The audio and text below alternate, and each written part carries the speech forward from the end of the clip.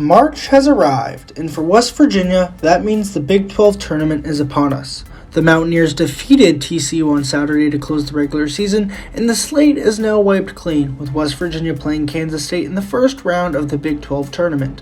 I am joined by Aaron Parker and Zachery Anderson as we discuss our opinions on West Virginia's chances in Kansas City, while looking at what has to go right if the Mountaineers want to make a run. This is the BlueGoldSports.com podcast. What's going on, everyone? We're back with the BlueGoldSports.com podcast. I'm your host, Wesley Shoemaker, joined by Aaron Parker as usual, and we're joined by a new special guest, head sports editor at the Daily Athenaeum, the West Virginia University School newspaper, Zach Anderson. Zachery, thank you for joining us. Today on today's podcast, we're going to talk about West Virginia's Senior Day victory versus TCU, as well as get into our predictions for this week in Kansas City. So with that being said, obviously West Virginia picked up a much-needed win, 70-64 victory on Saturday over TCU. Mountaineers led for 30 minutes, kind of controlled the game until late, obviously, when TCU battled back, but the Mountaineers stood tall, won the game. Aaron, I'll start with you. What are your thoughts on the TCU game and just what you liked from the Mountaineers on Saturday? Watching that game, the Mountaineers played well. They led for most of the way. It was the Sherman show as expected. He took over early. I think he had like 10 points in the first 10 minutes of the first half. I think he had 13 or 14 at the end of the first half. He was making threes early. He took over down the stretch. WVU got some production from other players. Their seniors, two of their seniors, and Malik and Sean reached double figures. Sean didn't shoot particularly well, and neither did Malik. But down the stretch, Sean got to the line. I think he got to the line a couple of times on a technical, and Malik he scored some buckets, but he didn't shoot well. I think the big thing was WVU's defense down the stretch. They got to another point in the game where they were leading late, and they did not collapse this time, and that was by playing good defense. So they got it done on the defensive end. Zach, West Virginia is now headed to the Big 12 tournament. But before they get there were some awards announced last night. Obviously, Gabe Osabuohien, co-defensive player of the year. That's big time. Taz Sherman and Sean Mcneil were both named to two different teams within the Big 12. What has their impact been to you this season, and how big do you think they were to keep this team just floating for the majority of the year? Those three players probably were the most impactful players that we've had all season, of course. Our two leading scorers and Taz and Sean. And then Gabe, he's a presence everywhere, defense, offense. He's always a presence. So those three guys deserve those awards, and them being on that list is something important for West Virginia basketball moving forward. And Gabe, especially being co-defensive player of the year, that is a great accomplishment for him. And with all the charges he takes, the steals, the perimeter defense he plays, I think he really deserves that recognition. Yeah, I think for me, when you see a guy like Gabe who can guard 1 through 5 and is not afraid to step out there and is not afraid to just do different things, I think him getting the title of co-defensive player of the year is well-deserved. Obviously, Taz, we could argue that he was snubbed. When you're the second leading scorer in the league, averaging 18 points a game, it's hard to not crack the first team. Obviously, the Big 12 is so deep this year. But I do think he deserved a spot on that first team. That's neither here nor there at this point. And then Sean, good for him. He was up and down big time this year, obviously, as it's been well documented. Good for him to get some recognition there. Moving on, Wednesday night, West Virginia, Kansas State in Kansas City. Mountaineers split with the Wildcats this year. Beat them 71-68 early in January, lost to them 78-73 late in February. I feel like two different Mountaineer teams played then. And what I mean by that is when they played Kansas State early on, they were still confident, they were still flying around. And then when they played them the second time, they were in the middle of their skid. And I do think, though, them winning against TCU helps. Kansas State has lost 5 straight, so that's also not a bad thing for West Virginia. But Aaron, I want to start with you. Just what are your overall thoughts on the game itself between these two teams? What do you expect from West Virginia? And do you think West Virginia can take any momentum from TCU into Wednesday night? I sure think they can. It's hard to tell with this team. It's hard to tell with this bunch. You kind of thought they might take some momentum after they beat Iowa State at home, and then they got back on another losing skid. So you can't really tell. I think they will, though. That was a big win against TCU. Pretty good crowd for given the circumstances. So I think they will. I think the big thing is Nigel Pack is so good, such a good scorer, he's an elite 3-point shooter. Well, if you look at the last game, he was the third leading scorer for Kansas State. Usually he's carrying all the load, almost like a Tad Sherman presence. And WVU let Mark Smith and Marquise Knoll get, I think Mark Smith had 17, Knoll had 21, and Pack didn't even shoot well. So you just know Pack's going to bring it. I think he's going to get his either way. I think he'll probably get 20 plus. And WVU's got to shut down the other guys. And down the stretch, if it's a close game, the Wildcats are going to go to Pack. He's made some clutch shots down the stretch this season, so they gotta lock him up, and then they gotta secure the other players. Yeah, one thing for me, I think, which we saw against TCU on Saturday, is West Virginia finally closed the door on somebody. And there's been so many times this year where they've led with under 10 minutes left, and at the end of the night, they're on the losing side of things. I think one thing that sticks out to me from the second time they played Kansas State was, as you said, Nigel Pack went 4-15 from the field, scored only 13 points. And Huggins, after the game, did say that we tried to make the other guys beat us, and I think that frustrated Pack a little bit. So hopefully, if you're West Virginia, you can do that again. Zach, I want to get your thoughts on the game too, just what you think West Virginia's keys to victory are and where you think they can be exploited against Kansas State. So I hate to continue to go on Pack, but he's such a good player. You can't ignore his talents. He hurts the West Virginia every game, even though against our, February 14th loss, he didn't hurt the team too well. He shot poorly, but he's always a threat inside the paint, on the perimeter. He's an elite perimeter shooter, like Aaron said. But I think the keys to victory will be keeping the guards on the perimeter. I've noticed in past games against Kansas State this season that they usually like to slash to the basket and kick out for 3-pointers a lot. And that's something that West Virginia will need to contain. They'll need to contain that perimeter offense. And also Mark Smith, as Aaron mentioned, has scored double digits in both of the games against West Virginia this year. And I think keeping him out of the scoring column will be important moving forward too. So, and then if we're talking about keeping the guards on the perimeter, if you look back at the game in Manhattan, how many times did Marquise Knoll and Nigel Pack and then some other guys get a one-on-one matchup with Isaiah Cottrell or Damon Kerrigan, Jalen Bridges, somebody like that? I mean, Marquise Knoll is 5'8". Nigel Pack is probably 6 foot, 6'1" or something like that. That's a mismatch every day. And how many times do they get downhill and either get a layup, or if they didn't finish, they got to the line? So that can't happen again. To your point, Aaron, I do think that mismatches with this West Virginia team have been more common than we're used to seeing. Their defense has not been great this year, and I think that is well known. However, I will say over the past 2-3 weeks, I feel like Cottrell has taken a step forward, especially on the defensive end. I feel like guys have started to buy in more, and I think that is a good thing heading to a tournament like this. But obviously, another thing that I think is a big thing is free throws. First time when these two teams played, Kansas State shot 7 free throws. Second time, Kansas State shot 39. They got 31 points at the line and beat West Virginia by 5.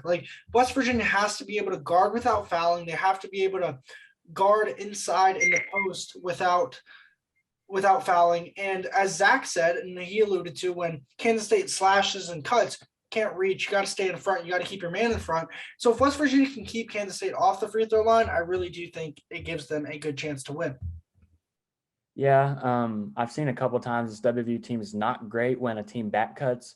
I think we probably had some examples of that in Stillwater when Oklahoma State had a dunk contest against the Mountaineers, and some other instances where guys just slash and back cut and this team doesn't stay with them, whether it be Sean or some other guys that can't stay with them. And I mean, let's call it what it is. Kedrian Johnson is playing hurt.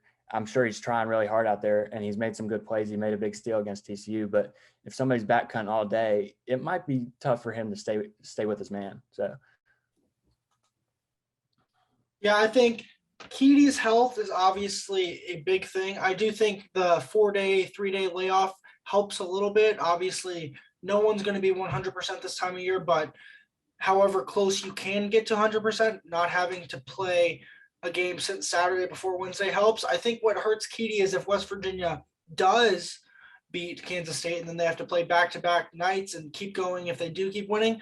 That's your best perimeter defender besides Gabe. If Gabe gets into foul trouble, you're kind of screwed in that aspect. And as we know, the Big 12 is full of guards and everyone has good guard play. So that could be a problem. Realistically speaking now, Mountaineers are the 9 seed. I did some research today. I think since this tournament began in 1997, only 3 times has a seed lower than a 7 seed made the final. And also only 3 times has the number 1 seed dropped their first game. Meaning, if West Virginia were to beat Kansas State, they'd have to play number 1 Kansas in Kansas City. Not ideal. It's more of a home game for Kansas than anyone else in this tournament. We see that on a yearly basis. But Aaron, I will start with you. How far do you think West Virginia can go? Do you think they are out in the first round? Do you think they can beat Kansas State, beat Kansas, make it to the semis? How far do you see this team going? After the TCU game, I want to say that they can beat Kansas State. Well, I know they can beat Kansas State, but I want to say they will beat Kansas State and have even more momentum for a game against Kansas. WVU has played Kansas 1,000 times in Kansas City, and there's been some great games. So just because this team isn't as good, I think if they can get past Kansas, they can have a good game with Kansas. That being said, I don't see any scenario where they beat Kansas in Kansas City. But this team is so up and down. You just don't know which version of the team you're going to get. So I think it's going to be a good game. I think the only real disappointment is if they come out and no show and don't show up, because Kansas State's not a bad team. WVU can play well and have a couple mistakes and they might lose, but I think they'll win. It'll be really disappointing if they no show to end the season though. Zach? I have to agree with Aaron on this aspect. Kansas State, I think, is a very winnable game for the Mountaineers. But let's say they were to get past Kansas State, I think the road stops at Kansas. Kansas has played above and beyond of West Virginia so far this season. And I think if this is totally hypothetical, but if Kansas were to drop its first game to West Virginia, then I think the path would be easier for a Big 12 tournament final appearance after Kansas. But if I had to make a realistic prediction, I think the road ends at Kansas. In Kansas City. So, yeah, for me, I have to agree with you. I think West Virginia can get it done and will get it done on Wednesday. I just think when you have a core senior class like you do, as we talked about with Gabe, with Sean, with Taz, they've talked all season about they don't want to go outside. They don't want to have the season end in a bad way. And I think everyone now knows this is it. Like, it's win or go home at this point. You're not going to the tournament unless you go make a huge run here. So do I think the seniors come out and play well? Yeah. Do I think that can win them a game or two? Yes. Do I think that it beats Kansas State on Wednesday? Yes. But do I think that you can win back-to-back games and then beat the best team in the league in basically a road game? I think you're asking a bit much from this team. I do think West Virginia will beat Kansas State, but I think they can hang with Kansas. But I just think Kansas's talent, Kansas's depth, Kansas's experience will be too much for the Mountaineers. Next thing I want to get into, though, is Taz Sherman and Sean Mcneil. Two of the streakier guys that we've seen this year. Obviously, we know both can make shots, make any shot at times. Obviously, Taz can create more than Sean, but Sean is still a threat when he gets going.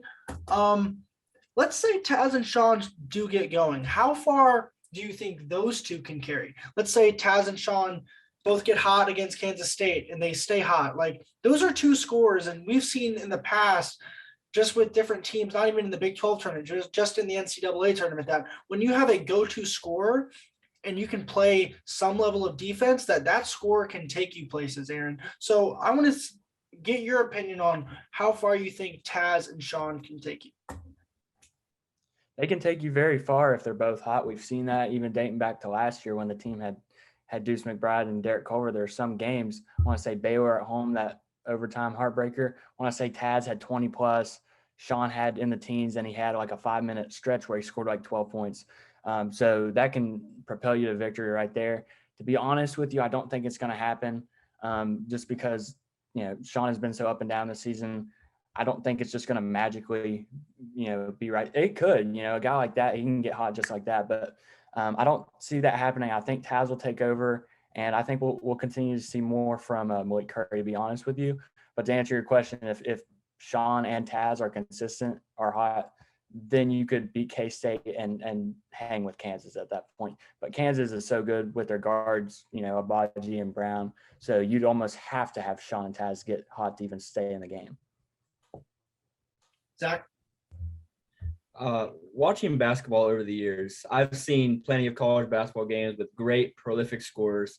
And I would have to say that Taz Sherman and Sean Mcneil, when they're at their hottest, are some of the best scorers I've seen. They're pure scorers. They can hit jumpers in your face. They can drive to the hoop. Well, maybe not Sean McNeil as much, but you know what I mean. They can both score on you at will whenever they're at their hottest. And that can take you a long way, having two great scorers like that, like Aaron said. But I think, Kansas, if they come out in their best performance against Kansas State, it's definitely a realistic win there. But Kansas is just their powerful offense and a good defensive team. And I think that even in their hottest moments, Taz and Sean won't get you past that, I think. But they do have some of the greatest scoring ability I think I've seen. Even with Sean and Taz getting going against Kansas, there's so many mismatches that Kansas presents. I mean, David McCormick against line up any Mountaineer interior player is a mismatch. Jalen Wilson is tall and can score and shoot. And then that's not even talking about maybe Naismith Player of the Year, Abaji, and then Brown. There's just so many mismatches on that team. Yeah, you talk about mismatches, Aaron, and I'll start with Zach here, is that in 2019, we saw a West Virginia tournament team come in here, win their first round game, and then beat second seed Texas Tech. And you saw them do it with guys who you didn't see on the floor for the majority of the regular season. My question is, do you think Huggins will shrink his lineup? And do you think he will change any rotations to get guys like Kobe, Seth, Jamel in these games? Or do you think he's going to still stick with his same starting five, stick with his same rotations, put Malik in, put Keedy in? What do you think is going to happen, Zach, with roster construction and with who gets how many minutes? Given Huggins' track record this season, I feel like in the biggest moment, he'll stick with the lineup that works for him, that has been working for him in his eyes.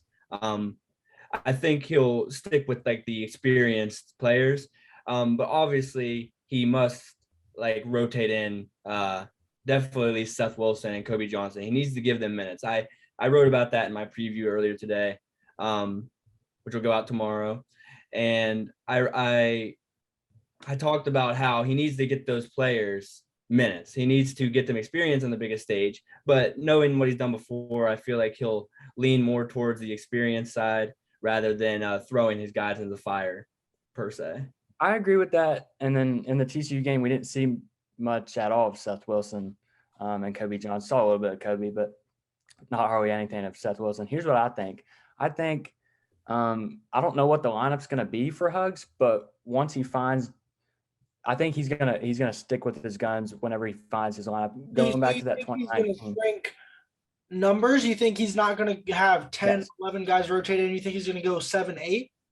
Yeah. Yes. I think he's going to shrink his numbers. If we're talking about that 2019 run, I know some guys that already got kicked off the team, Ahmad and Wesley Harris, so they beat Oklahoma in their like playing game or whatever. And then they matched up with Texas Tech, not just 2-seed Texas Tech, a Texas Tech team that went to the national overtime in the national championship, almost won the national championship.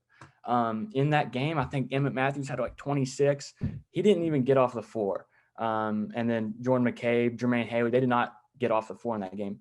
So if somebody gets hot early, whether it be Seth Wilson, whether it be more likely Malik Curry or somebody else, Hugs is going to stick with that because it's all hands on deck, and he's not going to put guys out there that aren't giving you much.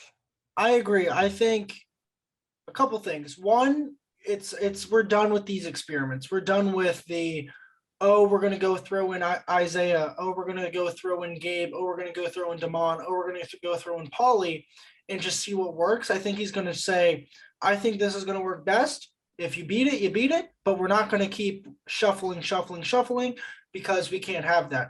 One thing I will say to that point, though, Aaron, is I think that's the craziest part about March. And I think that's what gives West Virginia just a puncher's chance against Kansas if they were to make it, is that you don't know what can happen. Like their two guys McCormick and Agbaji could have a bad night, and you could see Taz go for 25. You could see Isaiah make a couple threes. You could see Gabe score 10, 12 points. Like if everything breaks right for West Virginia, they can beat anyone in this tournament. It's just a matter of how can they be that consistent to put that product on the floor.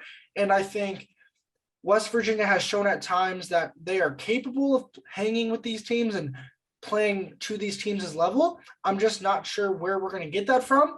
But if that does happen, I wouldn't necessarily be shocked, just because one, it is March and crazy things happen, but also two, because they do have talent. It's just that the talent hasn't played to its level. Like we could see JB go against Kansas and drop 20. And then if Taz gives you 25, you're already at 55 points. You know what I mean? Like 45 points. So there's just ways it can happen. It's just, will those ways actually break for the Mountaineers and happen? Yeah, March is an amazing month. I mean, you got to expect the unexpected, even in a conference tournament, as opposed to, the big NCAA tournament. That 2019 game against Texas Tech, I mean, everybody counted out the Mountaineers. That Texas Tech team had Jarrett Culver, Davide Moretti, Tariq Owens, all those guys, Mooney, and WVU had not just a bad record; they had a losing record. It was bad, and they came out and beat them. And not just that, but other things. Like I think WVU made the Big 12 finals one year, and they matched up against Iowa State, who they beat twice that year, beat them home and away. And Iowa State won the Big 12 tournament championship. You can't predict anything. That's why it's exciting as a Mountaineer fan, even though the season hasn't gone as planned. And I wish that one of the freshmen would get in and just be made in March. And who knows if prepare himself. 2 years ago against Ohio State, Miles McBride comes out of nowhere, drops 20 points. West Virginia beats the number 2 team in the country.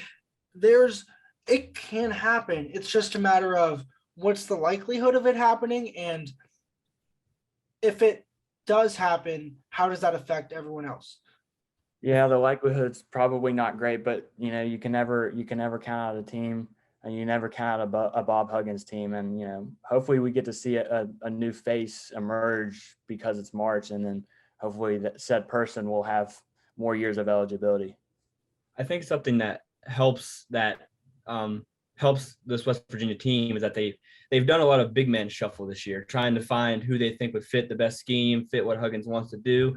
And I think they've found that in Isaiah Cottrell for the most part this season. He's started to really come on, and I think that helps the Mountaineers that they found at least a consistent source of a big man. I mean, with so much shuffle, I mean, he's been trying so many different options, and sometime one night one guy will work better than the other, and one night Cottrell will not play well. And but now Cottrell, I think, has hit his stride, and he's really found a spot in the rotation, a good spot in the rotation.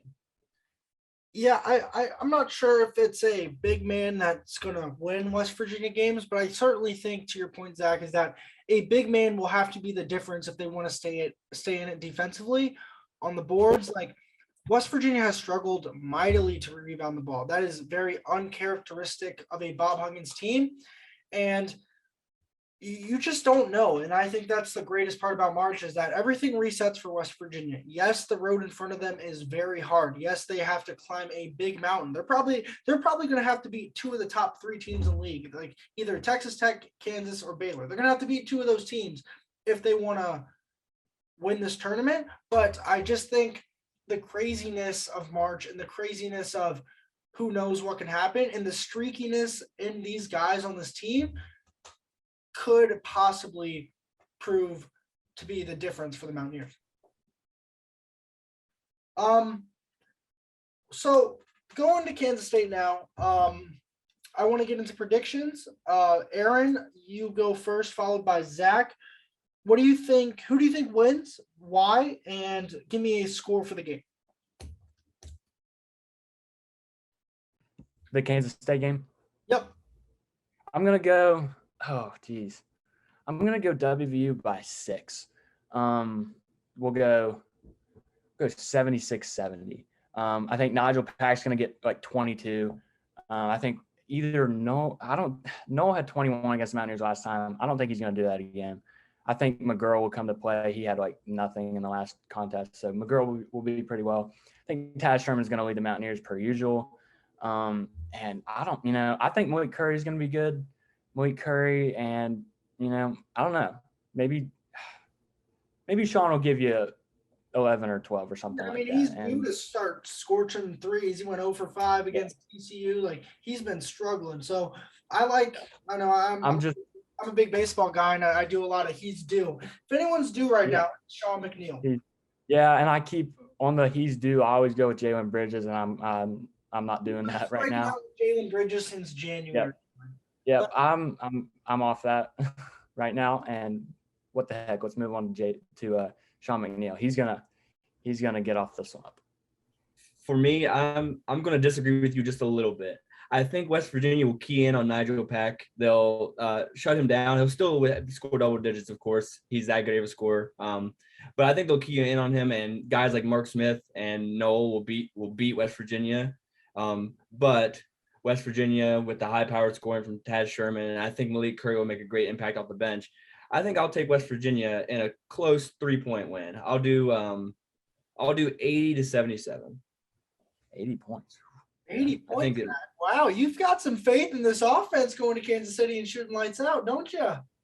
Yes, I do. I have a gut feeling, I guess, I'm going with right now. I'll pay $5 if the Mountaineers score 80 points. Okay, deal. I'll take that deal. All right. I'm gonna go West Virginia too. I think momentum's big at this time of the year. West Virginia getting that win against TCU, I just think does something to them mentally. I think Kansas State having lost 5 straight also does not help them.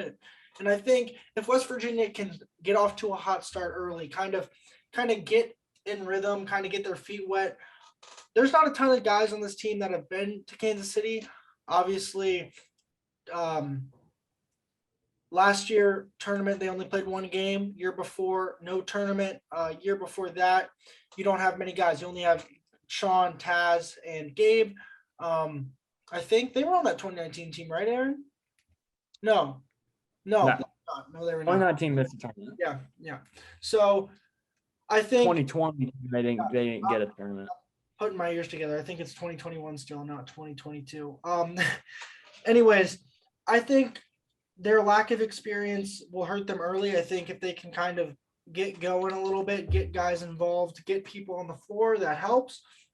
I don't expect there to be a ton of people there. I think Kansas State's fans will travel a little bit, but who wants to watch an 8-9 game at 6 o'clock in Kansas City? I'm not sure many. I'll go West Virginia wins by 5. I'll go 72, 80.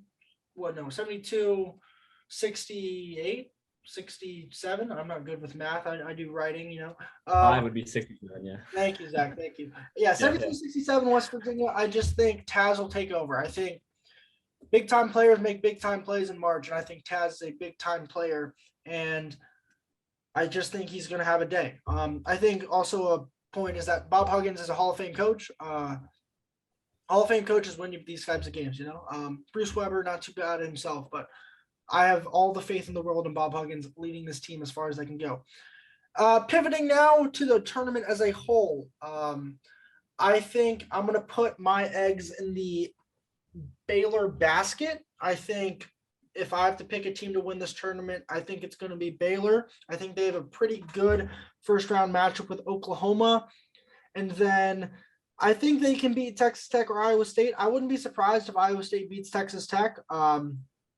And I see Baylor having the easiest path to a final out of all these teams. I think Texas matches up well against TCU, and then Texas does match up against Kansas in what would be the semifinals. So I'm gonna pick Baylor as my champion. I just think they're experienced. They've been there, done that. They have so many guys from last year's team. This is March. Baylor's built for March. We've been saying that since I feel like October, November, and March has arrived. Prove it, Baylor. Zach, who do you think wins the Big 12 championship and why? I think I'm going to also go with the Baylor Bears. I think they're just too experienced, and like you said, they're built for March. They're a team that will score on you. They'll play great defense, and I think, like you said, I mean, I hate to be coattailing off of you, but they do have an easy schedule, and I think they have the best chance to make it to the final. And if they meet a team like Kansas or Texas Tech, I think they have the upper hand on a team like that. So I gotta take the Bears. Yeah. I got Texas Tech beating Baylor in the semis in a good game, and I got Texas Tech versus Kansas in the championship. I like Texas Tech a lot, but I'm gonna go Kansas with the experience, with Agbaji, and we don't forget, but it's in Kansas City. Texas Tech versus Kansas in Kansas City. I just think it's going to come down to a couple plays, and I think Texas Tech is going to be playing 8 versus 5. And I think Kansas wins the tournament. Yeah, how about we start a petition to get this thing moved to Pittsburgh? What do you think? Anywhere besides Pittsburgh. I think to your point, Aaron, it's hard when you're one located in a different time zone than the rest of the league. It's even harder when you have to go to the perennial best teams home. Like, you're going to Kansas City, Missouri. Kansas fans are going to show out. They're going to be there. It's like if West Virginia were to go to, I don't know, anywhere on the East Coast, like, you're going to get West Virginia fans there no matter what. I think I'm a big guy who I like them moving these kind of games. I like them moving how they move the college football playoff games. I like how they move those. I think conference championship games should be moved site to site, or I think teams should host. Like, I think one year you get it somewhere in Iowa, another year you get it somewhere in Texas, another year you get it in Pittsburgh for West Virginia. There's different ways to go about it.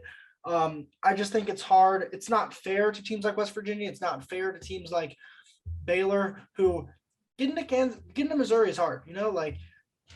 It's not easy. And when you're the best team in the league and you get a home game every game in the Big 12 tournament, it's pretty nice. So obviously, played it. Go ahead. Played in OKC. Played in OKC. Played in the Thunder's arena. You got 2 Oklahoma teams. That's not far from Texas, where there's 4 teams. Get it out of Kansas. It's ridiculous.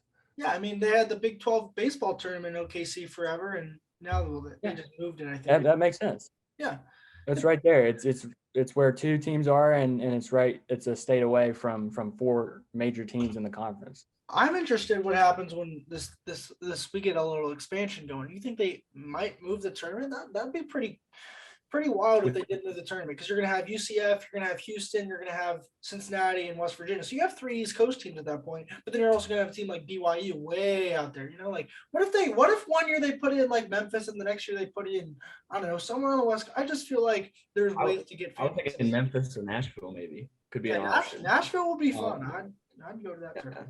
That'd be fun. But yeah, obviously logistics are hard and things are hard, so we can't change too much. And I think we're just wishful thinking for West Virginia, who's tired of seeing Rock Chalk Jayhawk being played in Kansas City.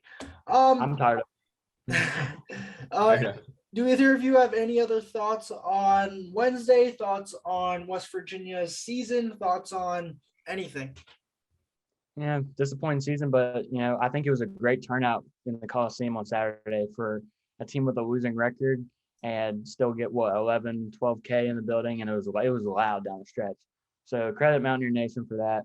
I'm glad the seniors, went out in the right way. I picked WVU against K-State, but I would not be surprised if K-State won with their experience. But it should be a good game either way. I hope WVU shows up and doesn't no show. Zach?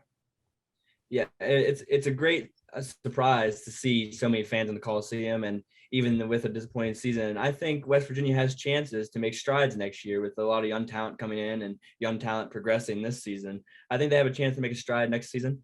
But Kansas State could definitely end our season early, could take away our hope. But I think it's something that I'm not sure. West Virginia has a great chance, and I think that they have a chance to make a run in the tournament, but I don't know. I'm losing my train of thought. I'm sorry. All good. Lost for words. Yeah. I think West Virginia has a chance to make a stride at the end of this season, maybe make a little run, and then that momentum can carry into next year. So don't be surprised if you see an improved team next year for West Virginia. Yeah, and that's what we saw in 2019, that Big 12 tournament run. Like, they weren't going to go anywhere. They weren't going to make the tournament, but it provided some spark for the next year. Now, granted, they had McBride and Oscar Shibway coming in, but it provided some spark for the next year. So I agree with you. Yeah. I just hope that this team doesn't roll over. As Aaron said, I hope they fight. These seniors deserve one last shot, and the slate's been wiped clean. Last 30 games don't mean a thing. You're in Kansas City. It's go time. Everyone's 0-0. Best team wins. It could be you until you're done. So play your best 40 minutes of basketball you can.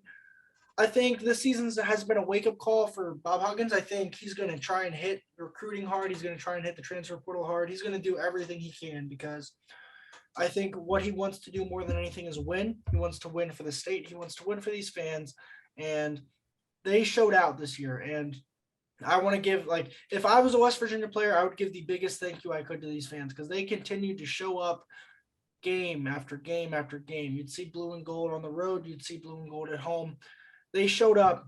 They continued to support. They continued to be loud. And I think that's all you can ask for a fan base. So with that being said, West Virginia's first game is at 7 o'clock Eastern Standard Time on Wednesday. It'll be televised on ESPNU. Mountaineers, Wildcats, and what hopefully is a win for the Mountaineers. We will be coming to you after that game on Wednesday night with another podcast. Until then, we do appreciate you listening. If you made it this far, we thank you. I'm your host, Wesley Shoemaker, joined by Aaron Parker and Zach Anderson. This is the BlueGoldSports.com podcast.